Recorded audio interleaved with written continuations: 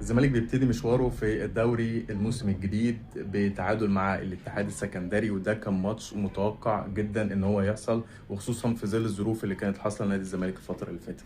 ماتش قليل جدا فنيا، قليل قليل قليل. الزمالك ابتدى نسبيا كويس الشوط الاول وكان ضاغط، ضيعوا فرص كتير بس ما كانش فيه اللي يخلص.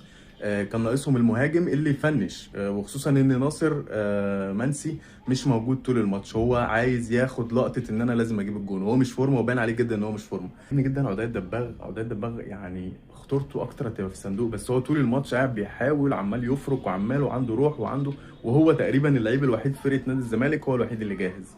فبزيرة مؤثر جامد جدا، وكابتن بلال علام كل شويه يفكرهم فين بزيرة، يا ترى انت فين يا بزيرة؟ بزيرة خلاص يا كابتن بلال، انسى بزيرة، بزيرة مش راجع. فبلاش تدوس على الجرح قوي كده. كابتن حمزه الجمل خد من الماتش اللي هو عايزه. هو بيلعب دفاع طول الماتش، ماتش ممل جدا من نادي الاتحاد.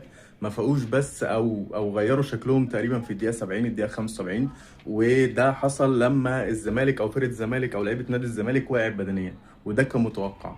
فماتش ممل جدا. وانا عايز بس كابتن بلال علام بيقول لك شيكو بانزا رفع الياو الدوري المصري. كابتن بلال انت بتقول ايه؟ بس صلي على النبي. ده ما فيهوش، ده لو شبه رافا لياو هيبقى هو فيه ضفيره بس منه، غير كده ما يعني ما بلاش بس الكلام اللي يضايق ده. بس هو ده الدوري المصري، هم دول معلقين الدوري المصري. اعتقد الزمالك هيبقى في مأزق كبير، او هيبقى في كارثه كبيره لو كمل بالشكل ده طول السيزون. واعتقد ان جمهور الزمالك مش مستني من الفرقه حاجه. جمهور الزمالك النهارده ملحمه ملحمه، وبحييهم في الملعب طول الماتش ما سكتوش ثانيه، وده اللي هيدي دفعه للفرقه الفتره اللي جايه.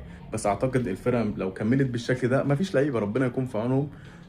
مش هيبقى فيه شكل، ومش هيبقى فيه كوره، مش هيبقى فيه روح. مش يعني ما مش متفائل لنادي الزمالك بصراحه. فربنا يوفق الجميع، وما تنساش الفولو واللايك عشان يوصلك كل جديد. سلام عليكم.